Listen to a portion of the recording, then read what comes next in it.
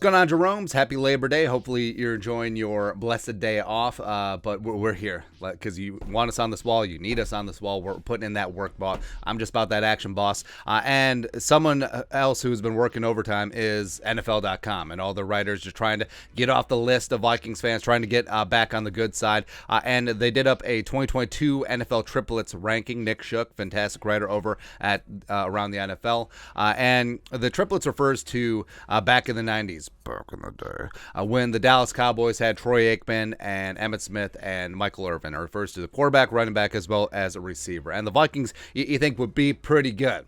You think that the Vikings would actually be pretty good with Kirk Cousins and Dalvin Cook and Justin friggin' Jefferson. Not to mention, you still have Adam Thielen in that mix. There you go. So I want to go through the rankings. We'll get to the Vikings. So 32. Jets, Wilson, Breece Hall, and Garrett Wilson. So I think these guys are going to rise quickly. I mean, they're all young. Zach Wilson is second-year guy. Breece Hall and Garrett Wilson are rookies. And once Zach Wilson gets back from his injury, I think they could ascend. Like I think that's going to be some nice. All right, so we're going to zoom through. Actually, we're going to look through. Lions, Jared Goff, DeAndre Swift, and Amon-Ra. I think Amon-Ra is a little bit lower ranked than he should be. Goff maybe is too high. Tie 23rd. We got Nemo Wax. Where are the Bears? Oh, there you go. Cricket Chicago Bears. So Fields, they tied Fields with Jared Goff. I disagree with that. Mooney, could be a little bit higher. Montgomery's about 15th. I think that's fair. All right, so they're low. Then let's see, Patriots, Niners.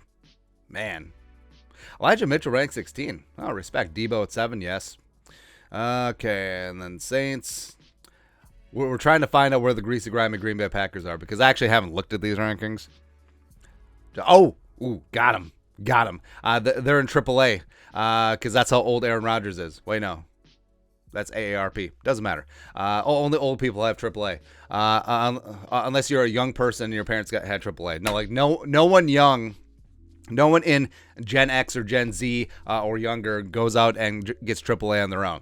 It's a thing. All right, so the Packers, Aaron Rodgers ranked 3rd. Whatever. Aaron Jones, the best Aaron on the offense, is ranked 12th. Alan Lazard is 32. That's rough.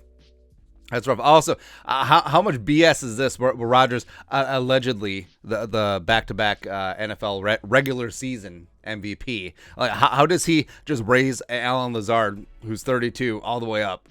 Nah. Cowboys, Dak, Zeke, CeeDee. A little bit high. Vikings clock in at 7. Cousins is ranked as 14. I think that's a little bit low. Dalvin ranked number 5. I think that's definitely low. And Jefferson ranked 3.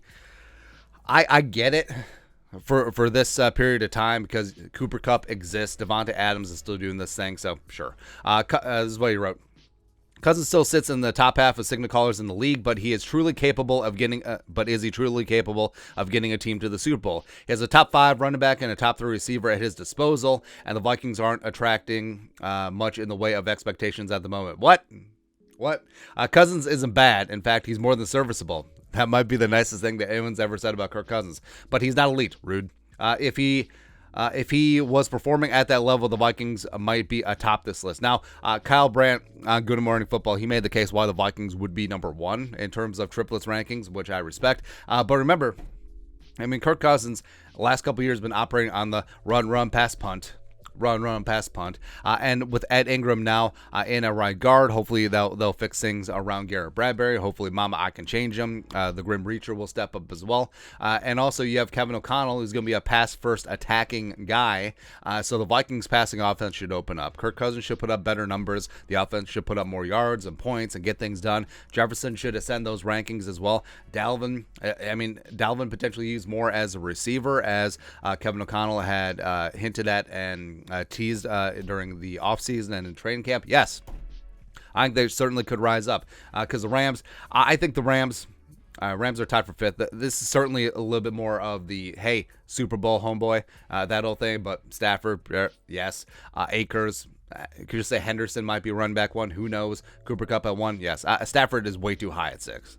Stafford's and Kirk Cousins are basically the same quarterback. Stafford just has better PR. Then Chargers, Herbert, Eckler, and Mike Williams. I think they may be a little bit low. I think Herbert at 7 is low. Eckler at 7 may be low as well. Mike Williams, it's about fine. Well, how come it's not Keenan Allen? Williams outperformed Keenan Allen last season. Baloney. Maybe like stats-wise, except who's a better receiver? I'll take Keenan Allen. 4, the Raiders. Derek Carr, how is Derek Carr at 9? I understand he's going to get the Devontae bump. No. Devontae at 2, sure. Josh Jacobs 11, way too high. Way too high, man. Get the hell out of here. The Bills at 3. I mean, there's rumblings that Josh Jacobs may have not even made the Raiders 53. So, but except they didn't want. Bills at 3 seems a little bit low. Because Josh Allen tied for 1, I agree with that. Stephon Diggs at 5, I agree with that. Devin Singletary. Now, at the end of the season, I think James Cook is going to be RB1 for the Bills, and that's going to be some nice, man. 2, the Bucks. Brady, sure. Fournette. I think Fournette's underrated, especially the way that they've used him the last couple of seasons.